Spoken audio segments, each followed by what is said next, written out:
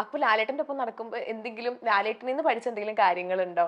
അത് ഇപ്പോഴാണ് ചിലപ്പോൾ നമ്മൾ ഇങ്ങനെ ചിന്തിച്ചേനെ. ആ സമയത്തായതുകൊണ്ട് എങ്ങനെയെങ്കിലും ആരുടെങ്കിലും ഒക്കെ വഴക്കുണ്ടാക്കുക അങ്ങ് പോവുക എന്നുള്ളതല്ലാതെ നമ്മൾ ഭയങ്കരമായിട്ട് ഇത് നമ്മൾ ഭയങ്കര ഒരു ഒരു ഒരു സംഭവമാണ് നമ്മുടെ മുന്നിൽ നമ്മൾ ചിന്തിക്കുന്നില്ലല്ലോ. ഇപ്പോഴാണെങ്കിൽ നമ്മൾ പിന്നെയും ഞാൻ ഈവൻ ഇപ്പം ലാലങ്ങളെ കാണുമ്പോൾ പോലും ഞാൻ ചിന്തിക്കും അയ്യോ അങ്ങനെ വിചാരിക്കില്ല, അയ്യോ ലാലങ്ങളുടെ കൂടെയല്ലേ ഞാൻ അഭിനയിച്ചത്.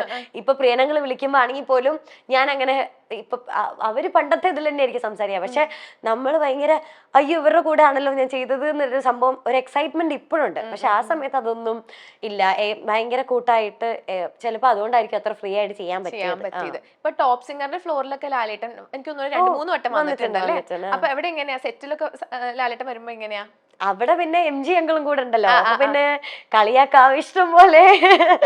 അപ്പൊ അവർ രണ്ടാളും ഭയങ്കര നമുക്കറിയുന്ന ഭയങ്കര കൂട്ടായതുകൊണ്ട് നമുക്ക് ഭയങ്കര കംഫർട്ടാ. എന്നുവെച്ചാൽ വരുമ്പോഴും ഭയങ്കര ഫ്രീ ആയിട്ടല്ലേ ഉണ്ടാവുക. പിന്നെ എനിക്ക് ഈ പറയുന്ന പോലെ ഒരു ഇതുണ്ടെങ്കിലേ ഉള്ളൂ അയ്യോ എന്നൊരു സംഭവം. പക്ഷെ അവരെല്ലാരും പണ്ടത്തെ പോലെ തന്നെ.